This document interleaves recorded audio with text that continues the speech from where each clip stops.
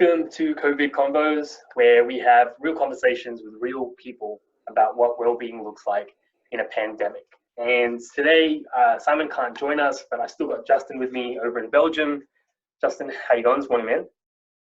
Yeah, great, Kesh. Great to be here. Really excited for this chat today, especially with the guests that we've got. Yeah, we've got someone special with us today, someone that we love very, very much. Her name is Kit. Kit, do you want to tell our listeners, viewers, a little bit about yourself? Sure.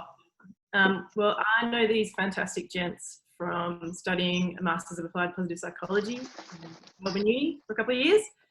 I am a physiotherapist by trade.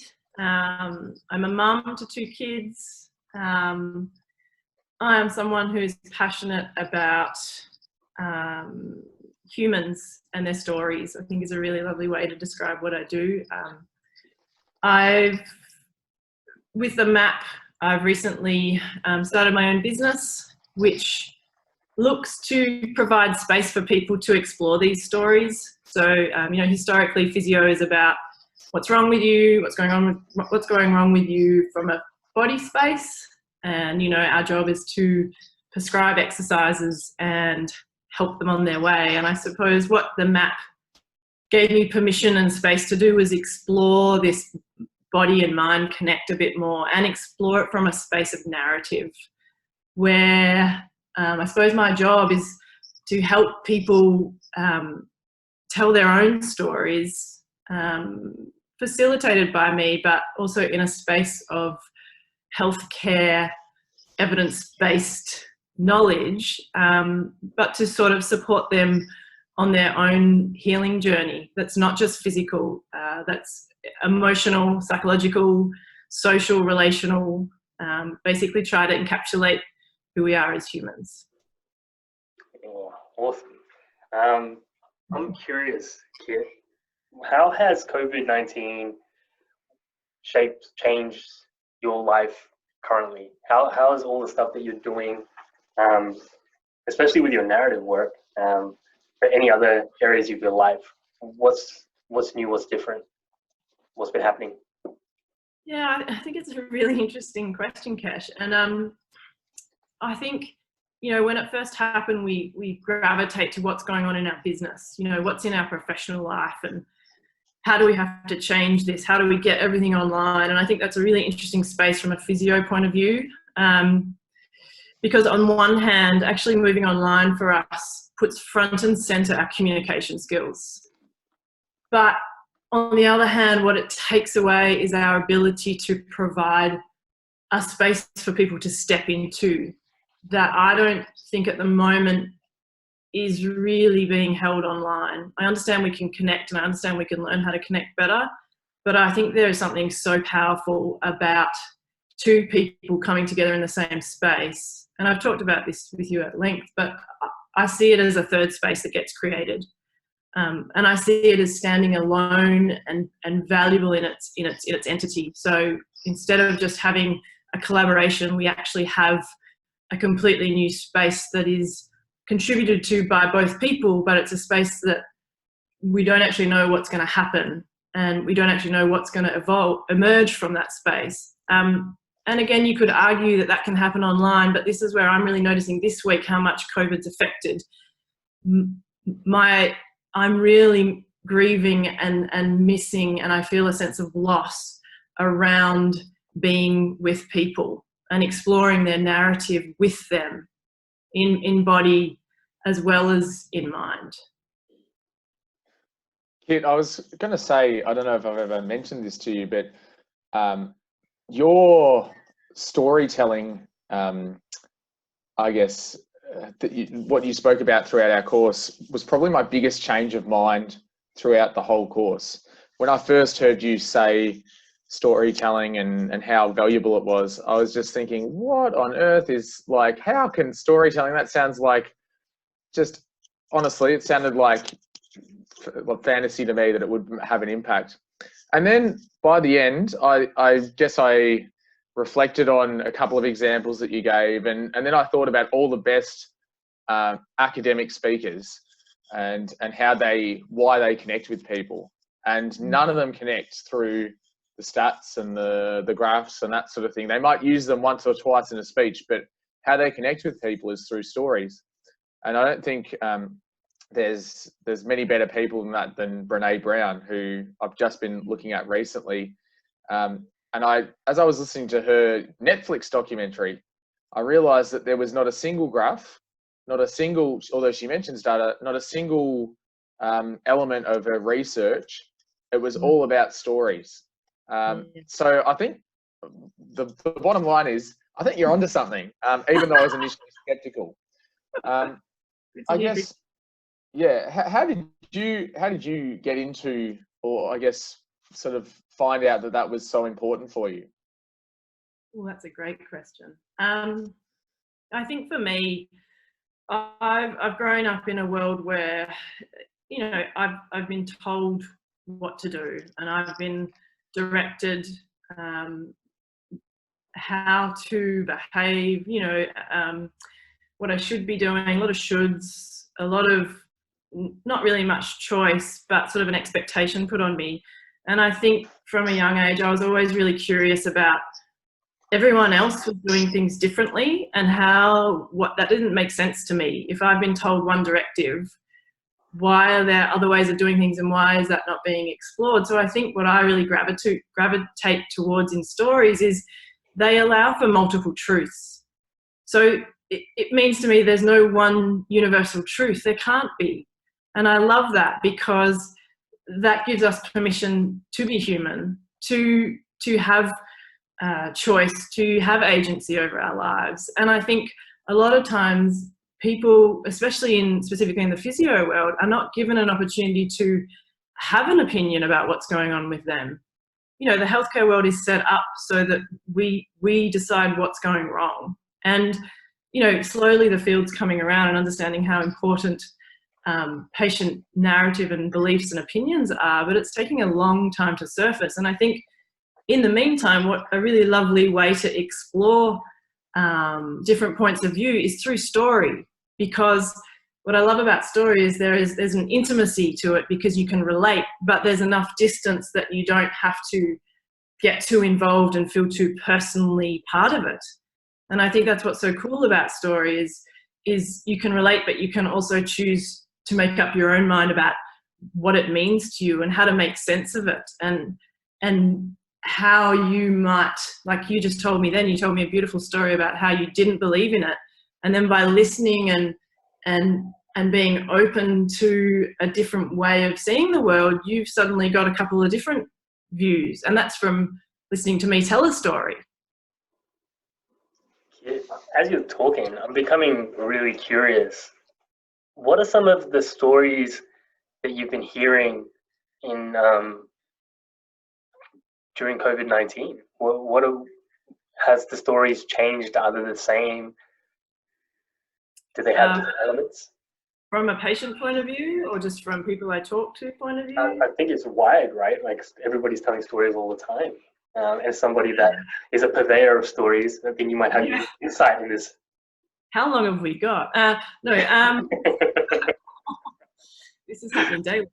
I think from last week, the theme was really upregulation and really fight or flighty and really reactive and really, I need to pivot, I need to produce, I need to make sure that I feel in control of my narrative, of what's going on with me, because we don't know what's going on in the world. So I felt lots of stories were told really quickly.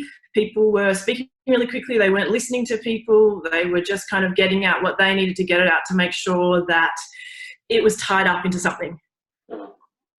And then I feel this week, the people that I've spoken to feel like there's a bit more space to their story. I feel like there's nuances to what they're sharing. I feel like they're intentionally, they've come down from fight or flight. They've had some positive emotions, broaden and build theory, and they are widening their perspective to what's in front of them and actually telling a story that has bits of light and dark. You know, we were talking about grief earlier in the week, grief, and at the same time some moments of joy, or feeling like home, or feeling safe despite this insecurity that's happening globally.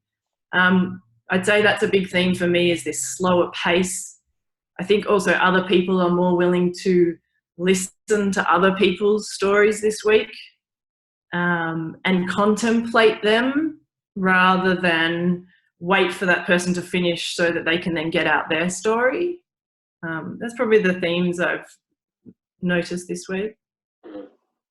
I just want to clarify for any viewers / listeners, broadening build theory is a little thing that's come out of Post-Psych by Barbara Fredrickson. That's noticed that positive emotions have the impact on us to broaden our attention and help us build resources, and that's really what the value of positive emotions are. So I just wanted to clarify that really quickly. Yeah. And I also think from I'm not going to get this 100% right, but you know, we talk about the vagus nerve and how positive emotions can impact the vagus nerve, which then impacts our nervous system. So those feelings of moments of joy or laughter is such a good one for dampening down that nervous system response to fight or flight, which I think has been really lovely from a story listening point of view this week. It's been really lovely to see my fellow humans still holding some anxiety, but actually allowing a space to explore some lighter moments for them. I just want to riff a little bit on that,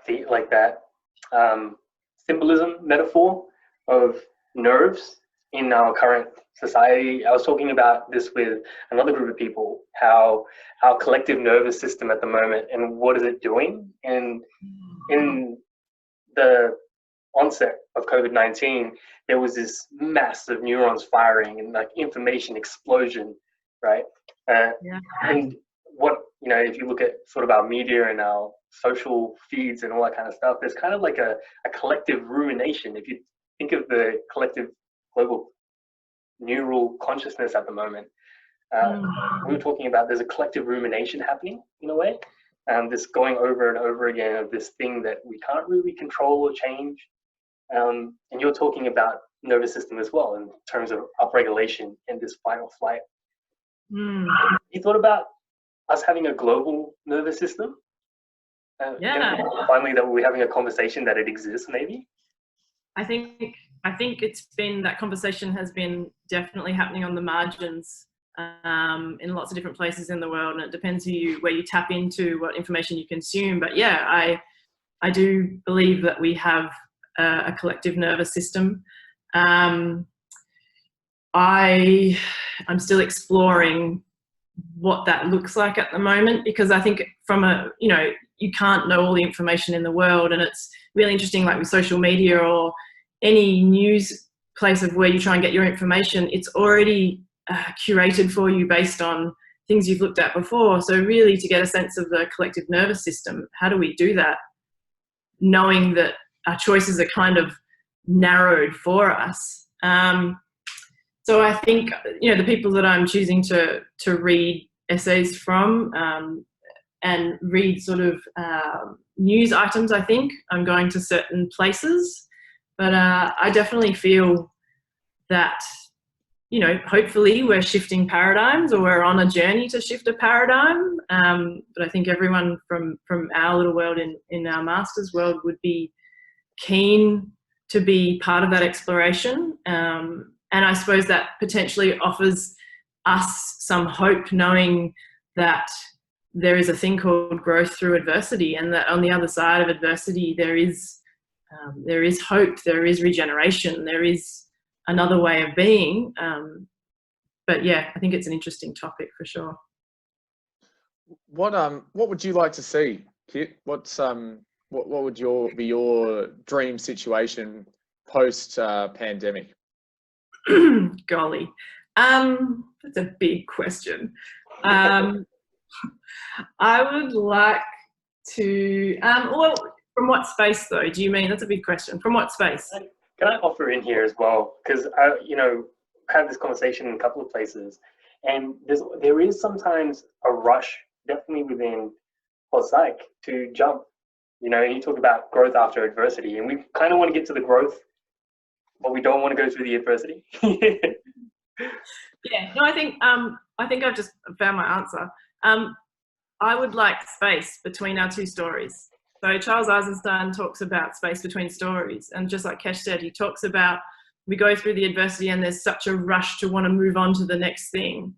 And I think what I would really like to see is a space. I'd like to see people slowing down and re-examining processes, systems, the way they go about life. I would like to see not a resilient rebound in the way that some people describe resilience. I'd like to see vulnerability come to the fore. I'd like to see stories come to the fore. I'd like to see celebrating the margins, not dismantling of the hierarchy, but a different way of viewing. I'd like a different world view, but that's my opinion only. Everyone else can have their own. I'd like some space. That's what I would like. Could it be a fourth space almost? A fourth one. A fourth space. So we talked about the third space earlier. Yeah. 4.5. Yeah. I'd like to not see just. I know everyone desperately wants to go back to normal. I get that, and I understand. I'd like to have some normalcy back in life, but I'm excited to not go back from where we've come.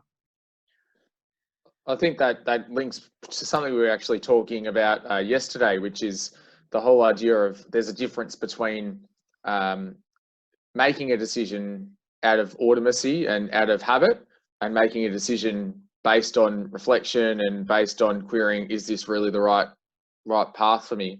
And I guess what I'm hearing, or what I'm linking what you're saying to, Kid, is that idea of when I guess the virus has passed, or the risk has largely passed, actually stopping and making a conscious decision about the things you re-include into your life, rather than just hitting automatic and just going back to how you're living before. There's a real chance for a bit of a reset there. I'd feel a bit bereft, to be honest, because the amount of meaning that is already coming up in people's lives, the amount of reflections they're already having about relationships, about what's central to their life, what they can have, how they can choose to interact with their family, their friends, how they even can choose to interact with their work or their money. These sorts of things, that it would be so, I would feel quite at a loss again if we decided to just throw them to the side and get back into capitalist life and kind of speed back up again. That I would feel, I would feel a bit sad about that, because this is such an opportunity, but I also think it's an opportunity for slow growth. One of the questions that I've been finding immensely powerful and hard at the moment, but also the most, I want a better word than positive, is what is essential. And so much of what is happening during COVID-19 is bringing up what is essential. If we can stop long enough to pause and reflect and understand it.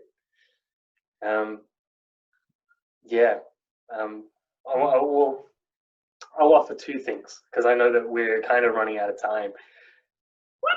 What is which is, nice, because I would love to do this all day.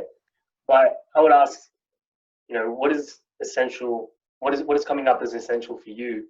Or is there anything else that you've been thinking about recently? Anything that's come up that you really want to talk about while we have time together? Well, I think you guys know me. I think what is essential for me at the moment is introspection and giving myself time to reflect, because even though I do that naturally, to do that with so much going on and so much noise on media and social media, and there's so many people already kind of telling me what I need to do next, or the people telling me what is essential for me, I think for me, what's really coming up is carving out time for intentional reflection and asking myself certain questions that maybe I wouldn't normally ask myself. That's probably what's come up for me is essential, and also embracing the slowness and what comes up. So for me, it's what we've lost is having a discussion and maybe even a story about what have I noticed that I've lost today, and then potentially what have I noticed that I've gained that I didn't know I had last week, and that comes from reflection. So I think, like you said, carving out space to do it, and then having discussions and conversations around those two moments of loss and gain, because whenever we lose something, we gain something else.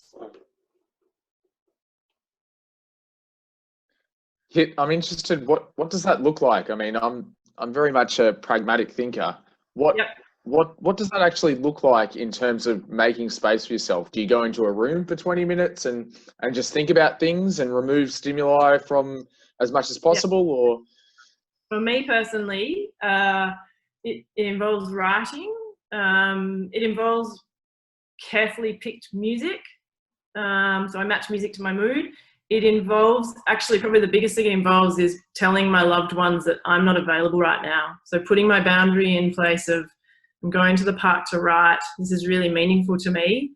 I'll be back for down ball in 15 minutes. Or, so it's actually creating a vessel and a container for me, and being able to role model to my kids that my needs, these are my essential needs right now, and I'm holding space for yours, but they need to coexist. And we need to make sure that mine are there just as much as yours are there. So I think, for me, it's alone time, it's outside, it's generally a form of movement. Either I exercise, have a run and think about shit and then write, or I'll do a gym session with crazy music on and then write. And generally I'll write a story as a primer. I will not just write words, I'll write a story that I suppose crafts the theme that I'm thinking about, if that makes sense, Grigsy. That makes more than sense. Yeah, I mean, I think it's the whole idea of telling people that it's important for you to take your time and actually using it for something really explicit and specific. I think that's I mean, probably one of the most important things you've said. So I'm glad you've touched on that. It's something that I'm thinking about how I can do that, and so you've given me a bit to think about. I appreciate it. Thank you for asking me that question, because I go tangential. I think in ways that sometimes are not practical enough. So thank you for asking me what that looks like, because I think with the way that I story listen all the time, I so assume that everyone has their own way that I never really want to impart what I do as the way. So thank you for asking me what my way is. I'm keen to hear what your way is going to look like. Me too. I'm going to put that out to our listeners. If you tell us your way, we would love to hear about that. I would love to know how people reflect. Yeah. I would love to, because I think we don't get taught how to reflect. I think a lot of us don't know how to reflect. Yeah, and it looks different for everybody. Yeah. So I'm shattered because that's all we have time for today. Thanks so much for coming on, Kit. It's been a beautiful, beautiful experience. Anything, you want to say? Any last words? No, I think you guys are doing a stellar job and have thrown yourself out into the wilderness. And I actually am really enjoying watching your story as COVID Convos develop, because whether or not you guys can see it, things are emerging and evolving, and I think it's pretty cool to see a couple of guys who I went to uni with jump into this space and are really trying their darndest to provide conversations for people. And I think that's really cool. Well, if you are liking the story that we're putting out, we're asking you to share, like, and subscribe. And just one last thought from me. One of the things that's most beneficial about COVID Convos for myself and Grigsy and Simon, we talk about this constantly, is having the conversation. So if you want to start your own COVID convos, start having these conversations with the people that you care about, start telling your own stories, I guarantee you it's going to be beneficial. But that's it for us today. I'm going to sign off, and you stay healthy, world.